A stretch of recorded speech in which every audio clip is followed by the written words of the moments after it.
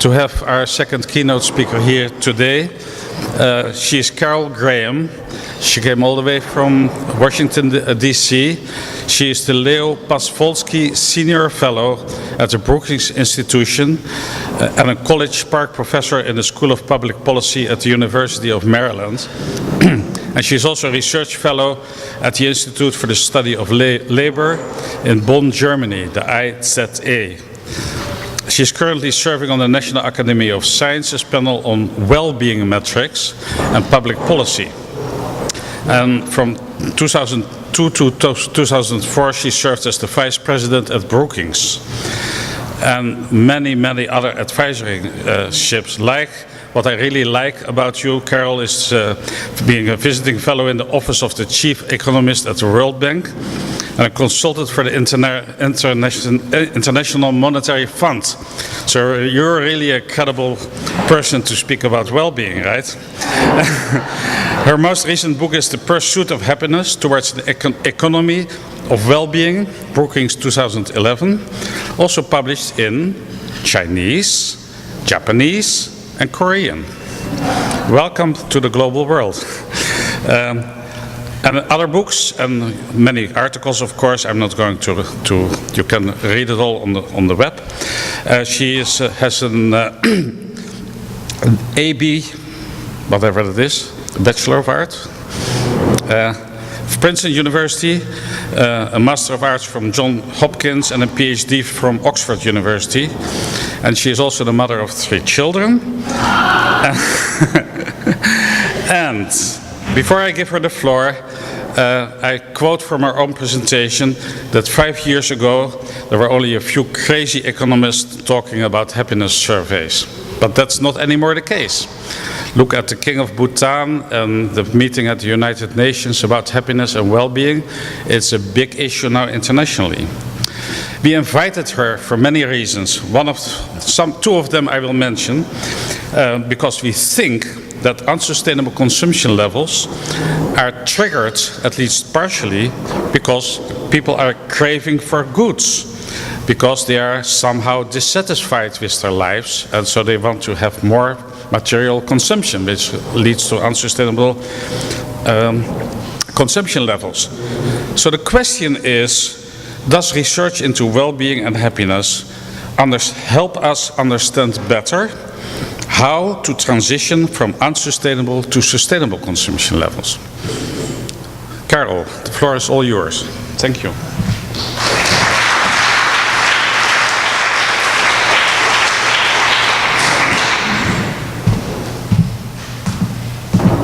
Okay, well, thank you, Philip, for the kind introduction, and thank you to the organizers for inviting me. I don't know why Princeton has ABs rather than BAs, but I think it's Bachelor of Arts. I'm not sure, but I assume that's what I got. Anyway, so this is a really interesting group to speak to, and I understand there are people here from all over the world, which is wonderful. I was born in Peru. My mother was Swiss and French, and I grew up between Peru and the United States. So I guess we are indeed becoming a more global world. And here we all are in Worcester, Mass. So it's, but the one thing I think about these metrics, which I hope will become clear from the presentation, is that they're a very good way of measuring whether what people are consuming is actually making them happy or not. Quite simply put, measuring it's a little more complicated than that, but we are able to do that. So I hope that they'll be relevant to the work and the interests that this group has.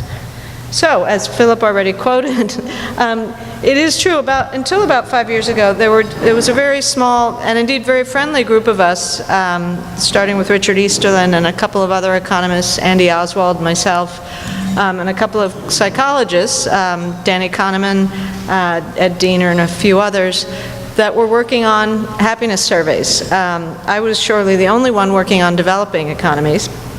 And we were seen to be outliers. We were absolutely crazy. I'll never forget my first book on happiness in 2002, which was called Happiness and Hardship, Opportunity and Insecurity in New Market Economies.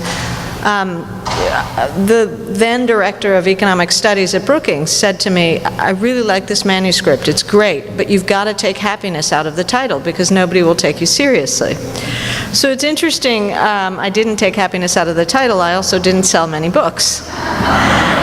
But in 2009 I did a book for Oxford Press called Happiness Around the World, The Paradox of Happy Peasants and Miserable Millionaires, and that sold like wildfire and was written up everywhere from the New Yorker to Science. So I don't know if it's because the science has advanced or if because for some reason people are looking for new paradigms, but there's incredible amounts of interest in happiness and well-being. So I think one of the, at least a part of it that I'm involved in is the science, trying to develop this new science of measuring well-being. But I think there's also a huge policy agenda going on. Sometimes I think the policy agenda is moving faster than the science is, and that can create some problems, but nevertheless it's exciting times. So one reason I think we've gone from being outliers to being mainstream is that increasing numbers of people started to use happiness or well-being surveys to do economic work, and it became, rather than being crazy and outlier work, it became mainstream in a lot of economic journals. And then we went from having one experiment using well-being metrics as a basis of policy, which is Bhutan's gross national happiness. It really doesn't have happiness in the metrics that they use. I can speak about it if people are interested. But Bhutan is a pretty remote, lovely, magical kingdom, but it's not really a replicable experiment for most countries to follow. But now we have the United Kingdom having well-being metrics in their national statistics. So obviously things have moved. The OECD now has a better living index, which is measuring across all OECD countries. Any number of other countries, France, Chile, China, Japan, are all considering including well-being metrics in their national statistics. And we even have, as Philip mentioned, a National Academy of Sciences panel for the U.S., where we're tasked with recommending which well-being metrics and which part of the U.S. national statistical system should we include well-being metrics in. And then there's also the Jeff Sachs effect. I've worked with Jeff in a couple of different capacities, and certainly if he takes an issue on, it gets on the table. And he has been leading this effort in the UN to make happiness the 9th Millennium Development Goal. Whether or not they'll get there and whether or not it's a good idea are separate issues, but he has gotten the issue on the international financial institutions' agenda. Most of us involved in the science don't think we should have one happiness measure, and I will explain that as we go. But still, it's all now in the public debate.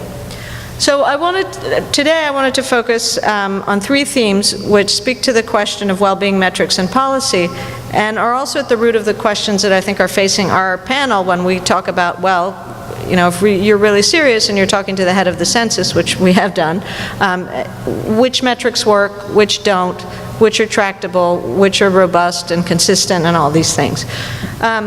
So the three questions are why the particular definition of well-being matters, and relations to agency and capabilities issues, people's capacity to lead fulfilling lives.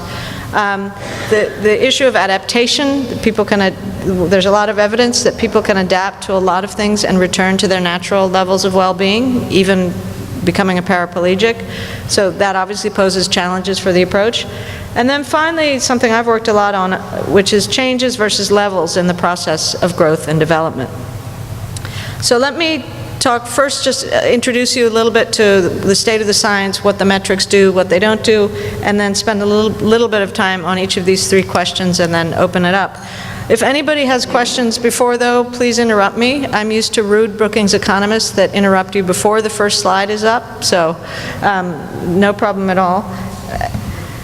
Okay, let me see if I got this right. Okay, so as I mentioned, this new science of measuring well-being has gone from a nascent collaboration to really a new approach in the social sciences. The number of journals and associations and everything else focused on well-being is pretty hard to keep up with.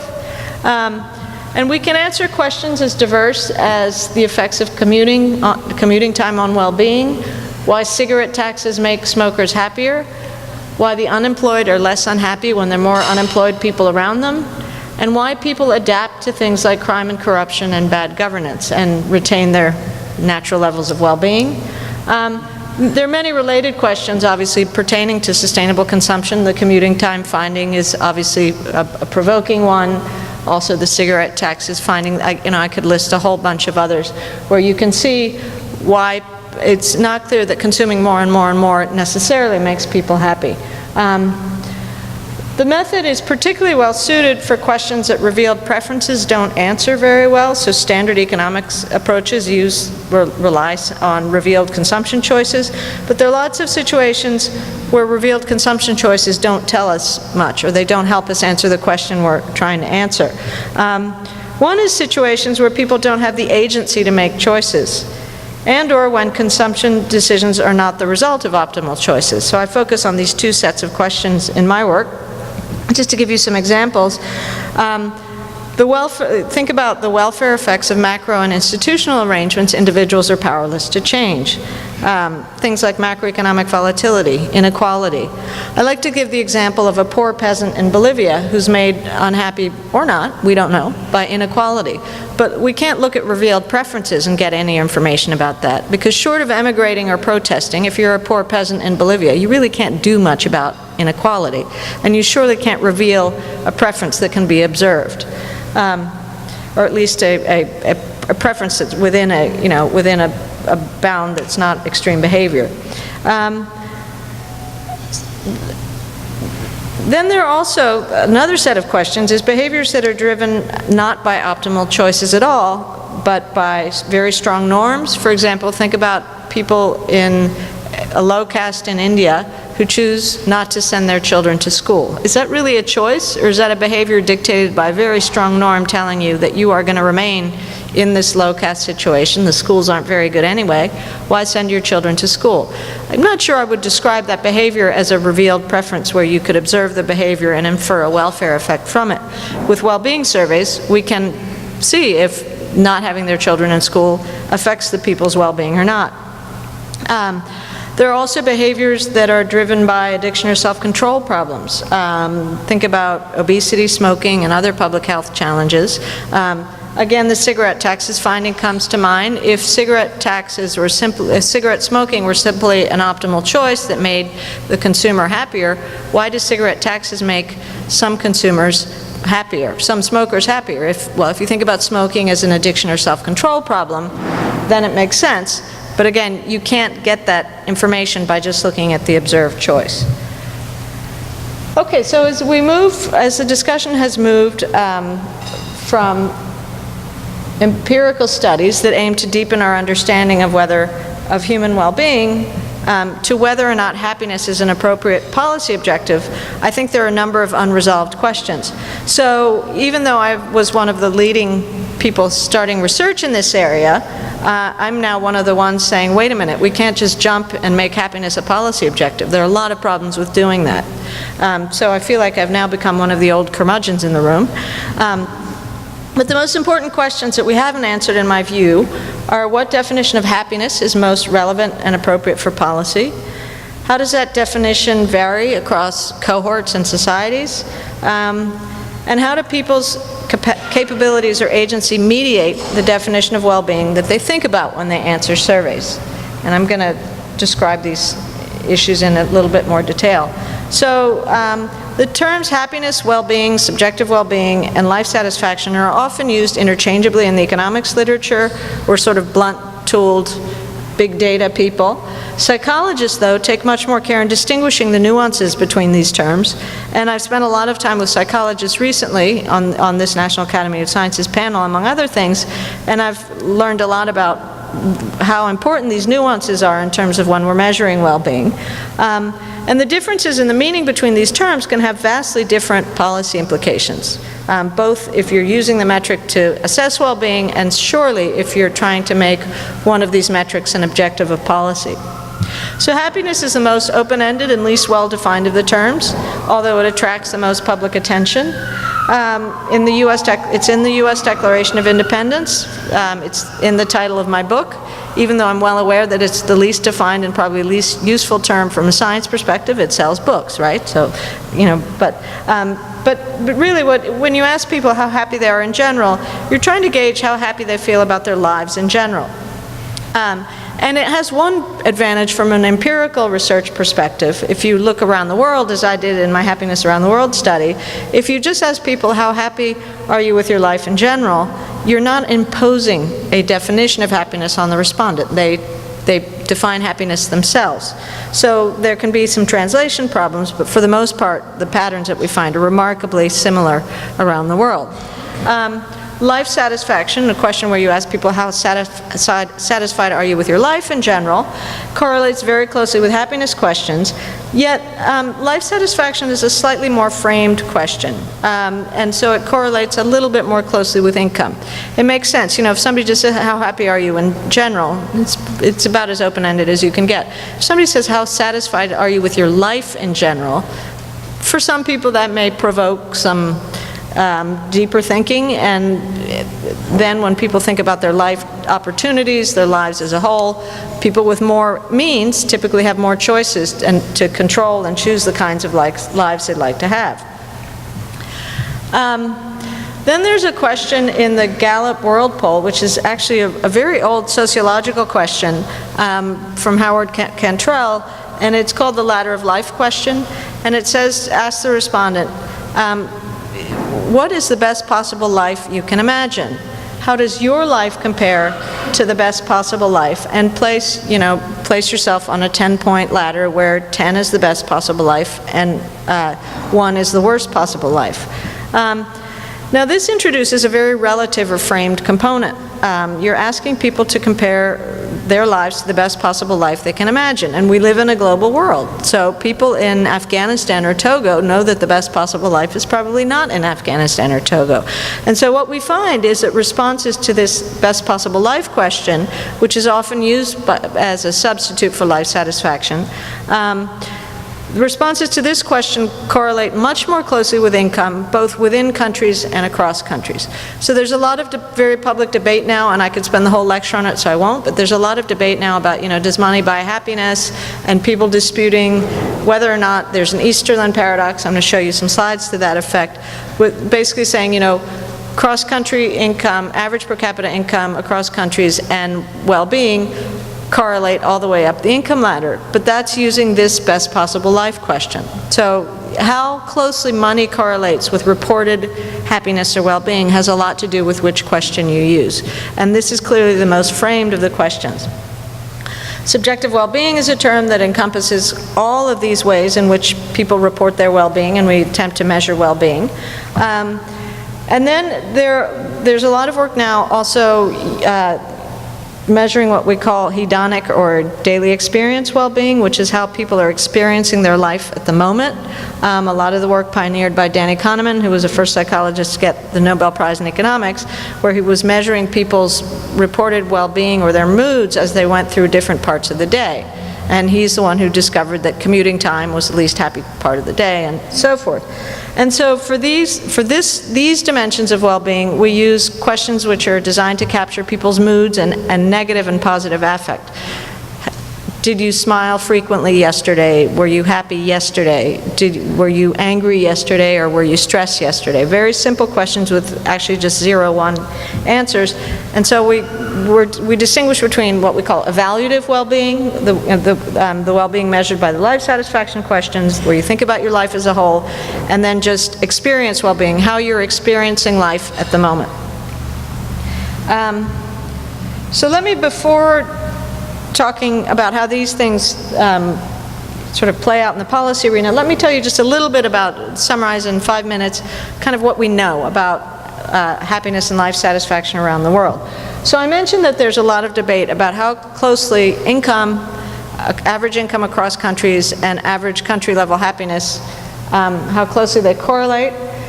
Richard Easterlin, the first economist to study happiness, modern economist to study happiness, in the mid-70s found something that's now called the Easterlin Paradox, and there's a lot of debate over whether or not it exists. He found that as countries grew wealthier over time, they didn't get happier. So income in Japan quintupled in 3 decades, and average happiness levels fell. In the US, which until a few years ago grew more rapidly than most OECD countries for several decades, average happiness levels were flat over that time. So part of the Easterlin Paradox is an overtime paradox, and there's much less debate about that. I think that pretty much holds. But it's also a cross-section paradox. Basically, he said if you look just at a scatter plot of countries at any moment in time, there isn't really a linear relationship between average per capita income and average national happiness.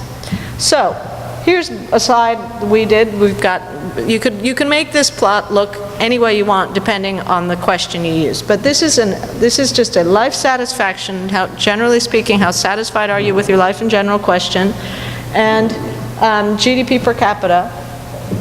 And this is, as you can see, you can look at this chart and have a big argument over whether or not there's an Easterlin paradox, because it's inconclusive.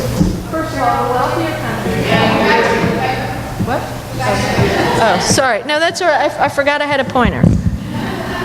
I come from, unmodern Washington, D.C. Our pointers usually don't work.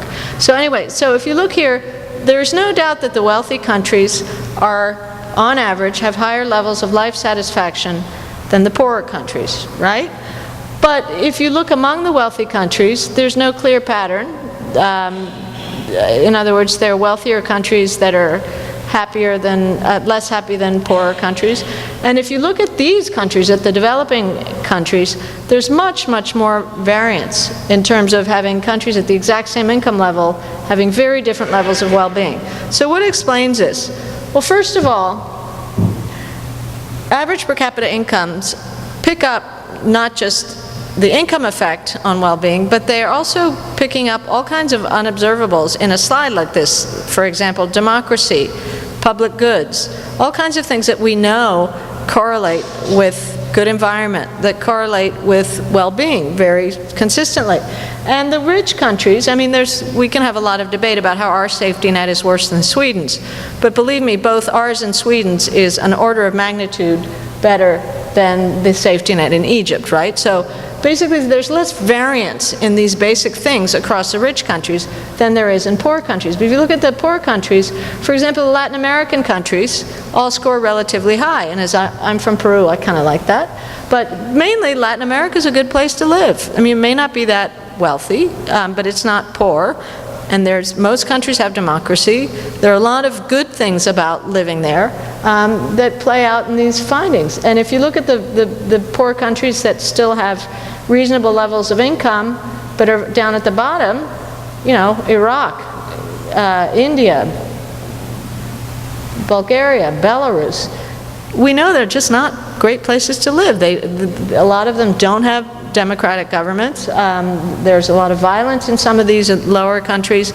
And so at the same level of per capita income, there's more variance in other conditions that affect well-being in the developing economies. Lastly,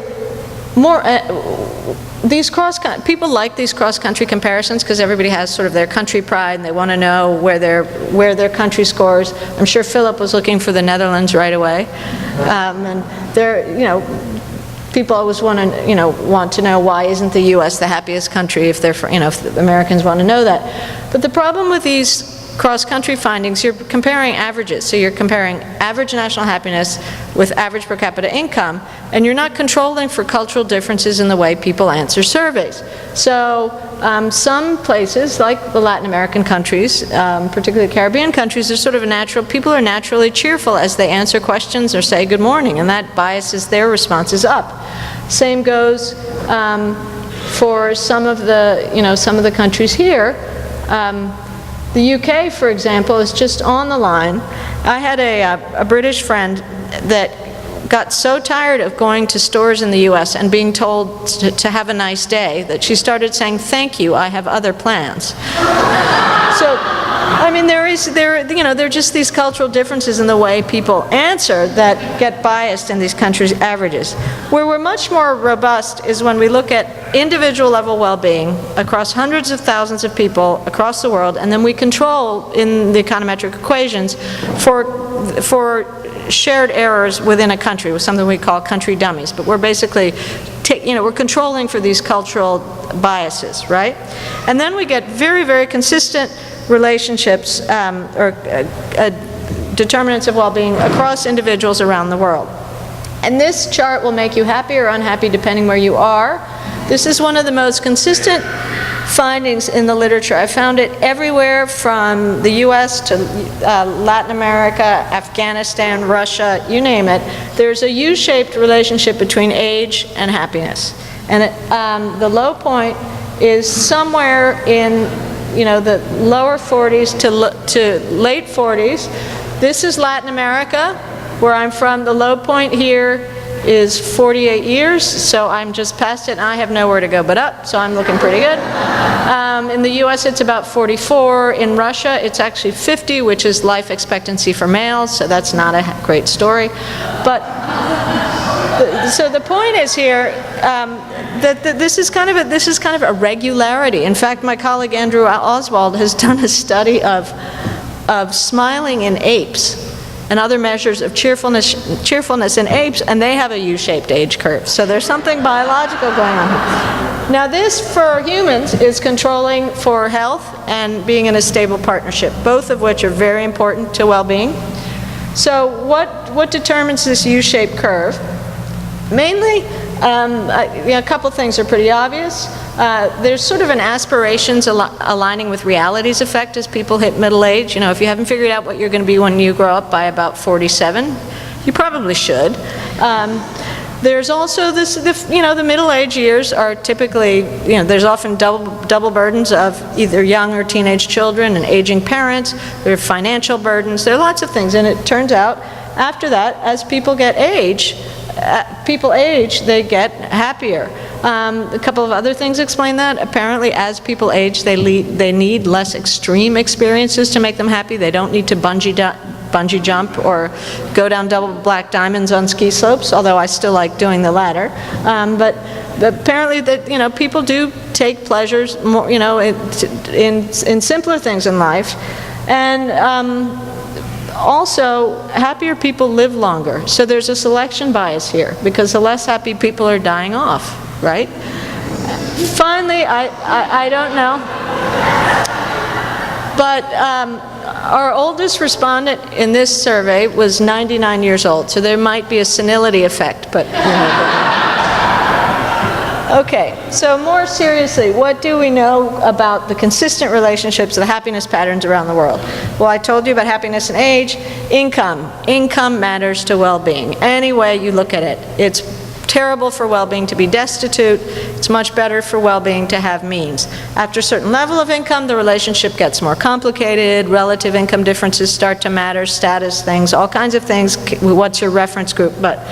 But within countries, anywhere you look, income matters. And you cannot look at this plot and say that income doesn't matter across countries either. It matters. How much it matters is a subject of debate, but it does matter. Health. Health is as important, if not more important to well-being than income. If you just start comparing coefficients in an econometric equation, the health coefficient is usually bigger than the income coefficient. Employment. Everywhere we've studied unemployment, people who are unemployed but want to be employed are significantly less happy than others. Very strong negative effects of unemployment on well-being. Friendships and social networks matter. Gender, we did a recent study where we found that women were typically happier than men around the world, except in places where women's rights were very compromised, particularly in sub-Saharan Africa. But there are also time issues with that. I can't really go into it in detail. So we have some pretty consistent things. I have some findings on religion, which are also complex enough that I'd rather go into them in the questions if people are interested. But these basic variables hold around the world, in populations all over the world. And I just had somebody from Mongolia come visit me, and somebody else from Vanuatu, and they were doing well-being studies, and these patterns hold. So there's something, pretty consistent. Because of these consistent patterns, here's the interesting part. Because we can control for these things that are consistent, right? We can then explore the happiness effect of things that vary. such as commuting time, environmental quality, the inflation or the unemployment rate, the nature of governance, obesity rates, crime and corruption, cigarette smoking, exercise, and more. Again, so these are very relevant questions for asking things about consumption patterns and their effects on well-being. And then, of course, links to sustainability. So to some extent, the world is our oyster. And just to clarify, we don't ever ask people, does commuting make you happy, or does cigarette smoking make you happy? We have large data samples, and we have econometric equations where people are asked about their reported well-being, the first question in the survey. We then control for all these socioeconomic and other demographics, and we have variance in terms of how much they smoke, how much they run, how much time they spend commuting, and then we compare their happiness levels. So we don't lead them on by saying, you know, does corruption make you unhappy, for example? Okay. So why does the definition of happiness matter? With this open-ended happiness question, we get these very consistent findings around the world. And as I mentioned, this allows us to test for the effects of other variables, such as living under different levels of inflation, or other kinds of governments and environmental regimes. I've been doing a lot of work looking at different levels of inequality and different rates of mobility across countries and seeing how that affects well-being. There are all kinds of things we can look at. Now that works from a research perspective, but when we start to think about policy, is open-ended happiness really what we should be using, right? Policies driven by factors ranging from ethical norms to aggregate welfare objectives to cultural differences. And all of these will influence the definition of happiness that matters both across individuals and across countries. So for some reason the titles of my slides are being cut off, but that's all right. The title to this slide is, Should Bentham or Aristotle Be in the Statistics Offices? It's a chapter in my book. So there's broad agreement among scholars on two related but distinct concepts of well-being, and I think each could have very different implications for policy. And these could also vary a lot depending on cultural and social norms, right, across countries. So Bentham's concept of welfare was maximizing the contentment and pleasure of the greatest number of individuals as they experience their lives. That is, people feeling happy on a day-to-day basis. And this falls under the general rubric of hedonic or experienced well-being that I mentioned. You know, how the quality of people's daily lives. Aristotle thought of happiness as a Greek word called eudaimonia, and that's a word which combines two concepts, eu meaning well-being or abundance, and daimon meaning the power controlling an individual's destiny. This broader concept falls under the rubric of evaluative well-being, and it implicitly includes the opportunity to lead a purposeful or meaningful life. So hedonic well-being measures are better for assessing quality of life and life at the moment. Evaluated well-being measures are better for assessing people's capacities to make choices and to seek fulfilling lives if they so choose. And we do have some metrics designed now to use to even measure meaningfulness and purposefulness. We know the least about those, but we are starting to work more on that. So, my research suggests that which dimension of these two dimensions matters to a particular person is in part determined by his or her capacity to pursue a meaningful life. Lacking capacity, for instance, whether due to government restrictions or lack of wealth or education, people may place more value on simple day-to-day experiences, such as friendship and religion. Those with more capacity may have less time and interest in day-to-day experience, particularly if they're focused on some overarching objective or achievement. I'd like to think about, you know, the driven scientist that's, you know, about to find a cure for something. Well, I don't think he or she doesn't care about friends or religion or whatever it might be, but a lot of his or her attention is involved in this purpose, right? In pursuing something beyond all that. So their focus, if you just ask someone like that about their life satisfaction, they're going to think about that purpose as they answer that question, versus people that don't have that capacity to have a life like that are not going to be thinking the same way. And we have a lot of evidence to this effect. Danny Kahneman and Angus Deaton have a new study comparing the relationship between income and experience well-being versus income and evaluative well-being. And what they find is that the income and experienced well-being, this hedonic well-being, correlate up to about median levels of income in the United States, and then the correlation tapers off. Versus income and evaluative well-being, measured by the ladder of life question, correlates straight up the income ladder. So the higher level of income you are in the United States, the higher level your best possible life answer is. So what explains this? Well, on the experience side, not having enough money, being below median income, makes everything harder. You know, just getting through the day is harder if you're destitute, right? But after a certain amount of money, more money is not going to make you have better moods, it's not going to make you smile more, it's not going to make you enjoy your commute more. Versus income here, I think, is a proxy for agency in the life evaluation response. People who have more means have more choices in their lives. So when they get asked, how does their life compare to the best possible life, they have much more capacity to make a choice about how they want to live their lives. And of course their response is going to be higher. So that's where we get a difference in terms of how these metrics correlate with income. And that also holds around the world.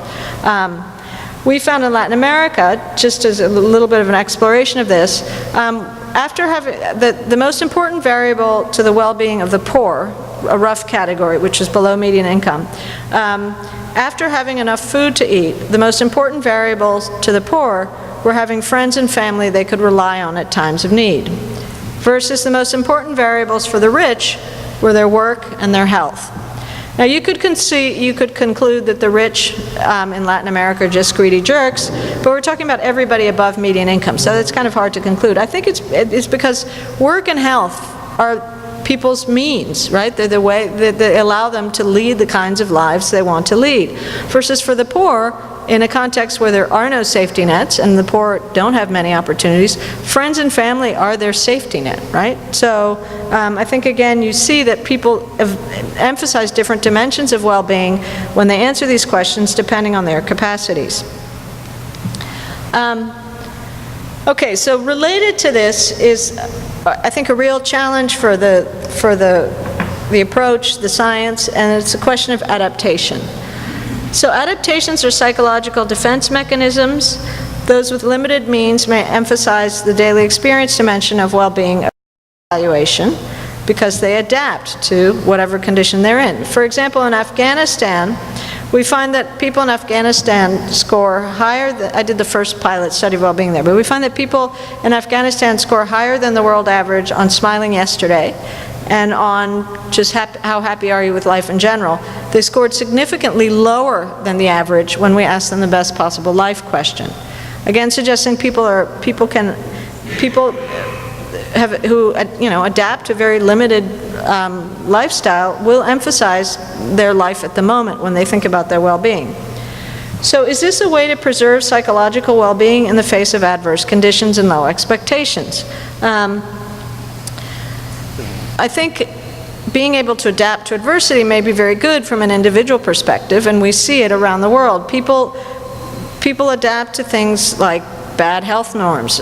People in Kenya, for example, are as satisfied with their health as are people in the United States, and people in Guatemala are more satisfied with their health than people are in Chile, even though health standards in Chile are an order of magnitude better than those in Guatemala.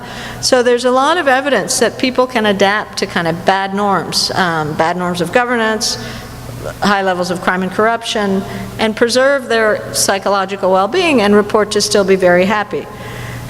Again, that may be good from an individual perspective, but I think it actually results in collective tolerance for bad equilibrium, such as high levels of crime and corruption or poor norms of health. My research shows that individuals are better able to adapt to unpleasant certainty, though, in other words, without change, poverty, high levels of crime and corruption, than they are to uncertainty, pain and anxiety, rapid or volatile economic growth, and changes in crime or corruption rates. So people don't like change very much. And this is a great example of adaptation. Okay, This is daily data from the Gallup organization for the crisis period in the United States. We have 1,000 individuals a day, nationally representative sample, but it changes every day. The blue line, this is January '08, and it runs till January of 2010. So this blue line is the Dow Jones Industrial Average. Here's the scale for the Dow. The red line are average levels of happiness in the US, and this is the best possible life question, there's the scale for that. So what you can see, as the crisis hits, average levels of well-being drop dramatically. In 6 months, average national happiness levels in the United States fell by 11%. What does that number mean? It could mean nothing, it could mean a lot. Well, if you compare that to the fact that for 3 decades of rapid growth, average levels of happiness were flat, an 11% national drop is a lot. And this is a period, I don't know if you all remember it, but this is the period of deep uncertainty. The bottom was falling out of the markets and nobody knew when it would stop. So everyone was thinking, will I lose my whole retirement funds? Will I lose my house? When is this going to stop? That uncertainty was very bad for well-being. So as soon as the bottom stops falling out of the markets, there are 2 spikes here during that period. One is Obama's inauguration and the other is Valentine's Day. But other than that, this is in March of '09, when you see the markets stop their free fall and slowly sputter up. All of a sudden, average levels of well-being increase dramatically. They go up actually higher to where they were before the crisis, even though the same respondents say that their economic situation is worse than it was before, right? So this is kind of few. The uncertainty's over, I'm okay, I didn't lose everything effect. This is on average. Of course, if you looked at the unemployed, they're much flatter at the bottom. But on average, we find that uncertainty is a great example of how it's very difficult to adapt to uncertainty, but once you have unpleasant certainty, which may have been losing a fair amount of your retirement funds, once you know what it is, the average person can adapt and move on and return to their former levels of well-being, or even higher. Okay, so related to that, there's something that I call happy levels versus unhappy changes in the development process. So we know on average people are happier in countries with higher levels of GDP per capita. But there are lots of quirky findings. Some of them got me into this literature to begin with. I'm now known in the literature for something called the happy peasants and frustrated achievers. And this is when I was looking at income inequality and mobility in Peru and several other developing countries in the late 1990s, and found that that there was an incredible amount of income mobility, people moving up and down the income ladder in these rapidly growing developing economies. But over half of the people with the most mobility would report that they were unsatisfied with their lives and unsatisfied with their economic situation. And then you had these people with no mobility at all who said they were very happy with their situation. So trying to disentangle this, you found that people in a sort of situation of stable poverty would report to be very happy, but people in this process of change, even though they were gaining income, reported to be unhappy. Same goes with migrants. Almost everywhere we look, migrants are less happy than non-migrants, and yet they've usually quintupled their income from where they were before, but they've obviously made lots of other changes. We also find something called the paradox of unhappy growth across countries. This is using Gallup World Poll data, 120 countries around the world, and the dependent variables here are life satisfaction, standard of living, health, job satisfaction. And what we do here is we control for GDP per capita, so we're controlling for levels of GDP. And they are positively associated, as the chart earlier showed, with life satisfaction and other measures. But controlling for that, we find economic growth is negatively correlated with happiness or life satisfaction. So how could this be? We know you need growth to get to these higher levels, right?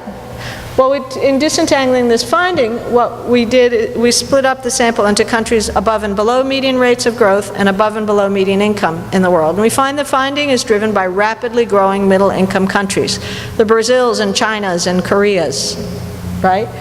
Why is this? What is it about rapid economic growth? Well, it's very uncertain. They're changing rewards to different skill sets. There's usually increases in inequality. All kinds of things that are very unsettling for people. We look at the same countries 5 years later, and their well-being levels may have actually increased. But again, this sort of changes versus levels thing. So it seems that some uncertainty is often necessary to achieve progress. And the question I have is, does frustration and or unhappiness necessarily underlie the development process? To make progress, do you need some frustration and unhappiness? I think it also highlights why the nature of growth matters, as well as why societies may resist policy reforms and change even when their situations seem abysmal by the standards of external observers. I'll never forget taking a group of international economists to Peru when we had hyperinflation and terrorism and all kinds of things, and we really wanted to get consensus on stabilizing hyperinflation, which is a scary policy reform.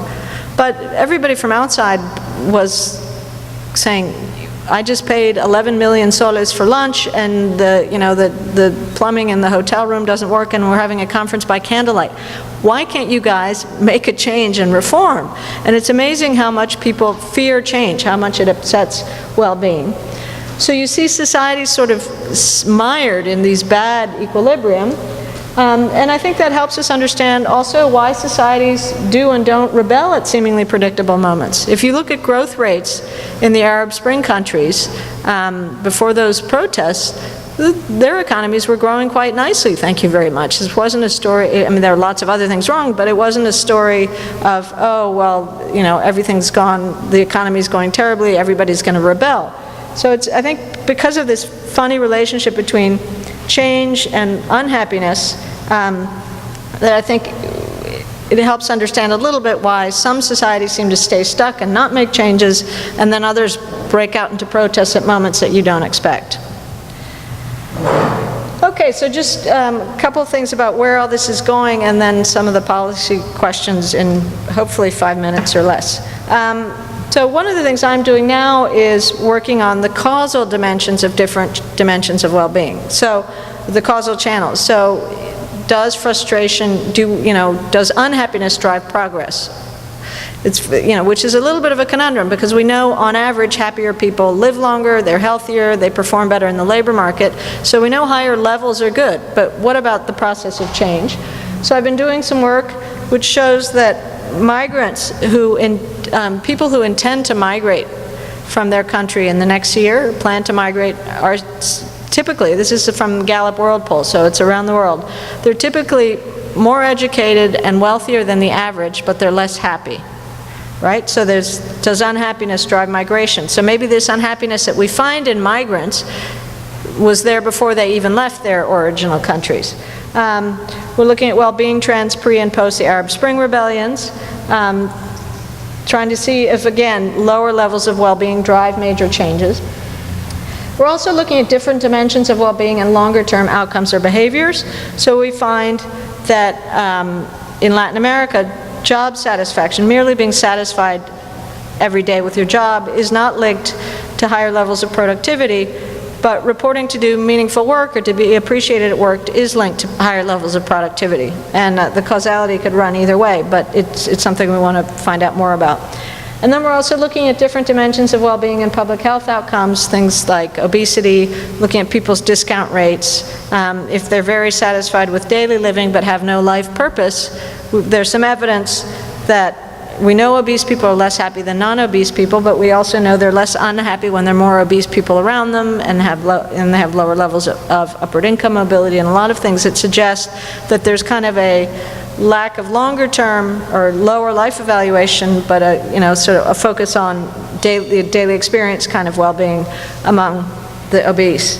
Lastly, we've been doing some work looking at the well-being effects of access to information technology around the world, cell phones, the internet, and television. and we find that they are basically positive, although television is not correlated with well-being at all in the US and Europe, I think because, one, it's no longer a novelty, and people that watch a lot of TV aren't necessarily happy. But in developing countries, it's a means. It provides information. It's a capability. The main findings are on cell phones and the internet and well-being, and we find that the positive effects of these are greatest in developing countries, where they're providing people with the ability to connect to the outside world, with the ability to answer job advertisements. These are people that are never going to get landlines, that don't have, all kinds of communication around them. And the well-being effects, in terms of evaluative well-being, are very large because they bring capabilities. We also, in Africa, for example, and we look specifically at this, they bring e-banking. They give people who've never had the ability to make a financial transaction other than by carrying all their cash on a bus somewhere physically. All of a sudden they can make financial transactions on a phone. That's a huge capability for people that didn't have it before. At the same time, though, that we find that these new capabilities that come with information technology enhance evaluative well-being, the best possible life question answers, we also find that they're also accompanied by higher levels of anger and higher levels of stress. Again, it suggests that this whole process of acquiring agency capabilities and making change enhances well-being on the one hand, but it may also produce unhappiness or frustration on the other. Okay, just a couple of points on what's going on in terms of the policy realm. As I mentioned before, I think most of us that are seriously involved in the science don't think we should have any one well-being index or metric. It took us ages to get GNP together. A lot of debate about what went in it, how things should be weighted. There's still debate about it, but it was a process of several decades. I think, any single measure of well-being or choosing just any one of these metrics and trying to start comparing across countries would be misguided. But certainly we can start to put the questions in our statistics and get much more robust information. What the British have done, and it seems to be a good experiment, is just using 5 questions of well-being. These are life satisfaction in general terms, happiness in relative terms, the best possible life question, life is experienced on a daily basis, and having both a positive and negative measure, such as smiling yesterday and worrying yesterday. The psychologists make it very clear that you can't just say positive and negative affect are one linear line, that they're very different, and people can be, for example, very angry and very happy at the same time, so that you really have to measure the negative and the positive separately. And then finally, and as I said, this is what we know least about, happiness in the Aristotelian or life purpose sense. The British have started to use a question of, do you have purpose or meaning in your life? That's also in their statistics. And we find that answers to that question depart a little bit from the other established patterns. So we know least about that, but we'd obviously like to know more.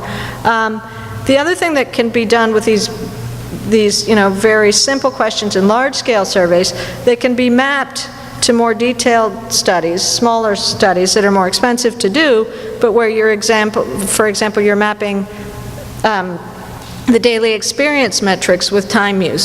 So you can really figure out what are the worst parts of the day, the worst activities and the best activities, without having to do that in a huge national sample, which would just not be feasible. So a lot going on in this. Our National Academies report will be out in a couple months, and you'll see, I guess, some of this reflected in that. Okay, so what would this do? I think one thing I've noticed with these metrics is you give people income data or GDP data, and the average Joe just glosses over, right? They just don't focus on them much. And I also think if you ask somebody, what does a 0.1% change in the unemployment rate really mean? Again, I don't think the average citizen could really tell you, nor would they be aware of how few people you're talking about change in the employment ranks with that metric. But it's just a metric people have gotten used to. When you give people data on well-being, they connect with it personally. It's simple data, simple metrics, and I think you can tell people the same conclusion, for example, commuting time is bad for your well-being. If you say commuting time is expensive, they might gloss over it. But you say it's bad for your happiness, then they sort of think differently. So getting the information into the public debate, I think, could trigger some discussion. We know, for example, do people value opportunities or outcomes more, and the sustainability of outcomes? We can measure that. Do people care more about achievements or process? So do people care more about life purpose or just their day-to-day experience, or both? Again, that varies across societies. You know, some societies really do value process more.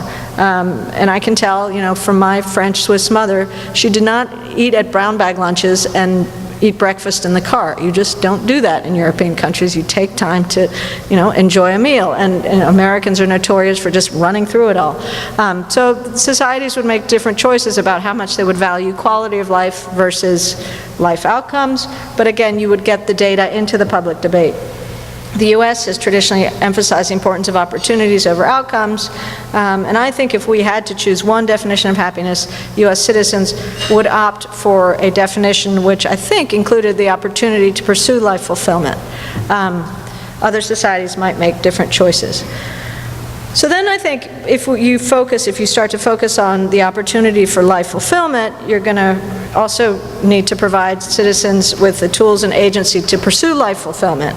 That's the challenge of development policy. I think it's a big challenge for the U.S. today, where we have a very divided society, and a lot of, if you look at the mobility data, a lot of kids in poverty are not going to ever have the chance to make middle class, and people that start at the top tend to stay at the top much more than we traditionally. It's not clear that past measures were that good, but it's also clear that things have changed a fair amount on that front. And also, I think probably the unhappiest kind of society is not that which, you know, sort of a society of happy peasants where nobody's promising anything, but a society based on the promise of life fulfillment, but where people don't have the opportunities to achieve it. Think about the Arab Spring countries, where one of the big issues was a lot of very educated young people with no employment opportunities, right? Just no agency to, you know, so they learn all about life fulfillment but can't get there. And one could argue that the U.S., with its unequally distributed opportunities, is bordering on that kind of vision of society. And then lastly, you know, happiness is a more complicated concept than income. We know what we're measuring. When we measure income, we can compare it across people with clarity on what it seeks to measure. We know it's limited, but we know what it is. With happiness, in addition to these complex definitional issues, we've got some other questions that haven't been answered. One is cardinality versus ordinality. So if you're thinking about reducing misery or raising aggregate levels of well-being, for example, when we ask people these questions, they're placing themselves on a scale, and we run econometric equations on these answers. But we are not weighting, you know, moving from being very unhappy to slightly less unhappy, and moving from happy to very happy any differently, right? We're making absolutely no normative conclusions about whether it matters more to make miserable people unmiserable or happy people happier. And yet there's a lot of reason to place some emphasis on reducing misery versus making already happy people happier, right? I mean, at least in a normative sense. So we have to sort that out in terms of how we use the scales. Again, when we think about well-being metrics in policy, we need to think about, do we place cardinal weights on these answers in addition to just having an ordinal scale? There are also intertemporal issues. Today's well-being versus the future well-being of children, they may not be the same. Again, sustainability issues are front and center here. Another question is, should policy be concerned at all with how people experience their daily lives? Maybe we should only have focus on evaluative well-being and people's ability to pursue their own lives. But one thing we find is that daily experience can undermine longer-term objectives. For example, we find the obese have much higher discount rates. Some very nice work by Alan Kruger recently showed that the saddest time of the day for the unemployed was when they were looking for jobs. And the longer they looked for jobs, the worse those moments got, and then finally they gave up looking for jobs. So if the daily experience is bad enough, it can undermine people's capacity or to pursue sort of broader goals. So I think we can use both sets of metrics tell us very different things, and they are linked. And I think probably we do care about quality of life in addition to life opportunities.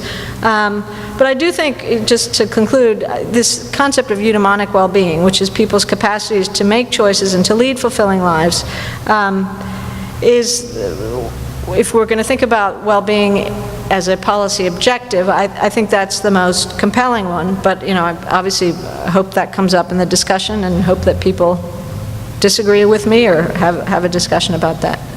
So I will conclude. I hope I didn't go on too long.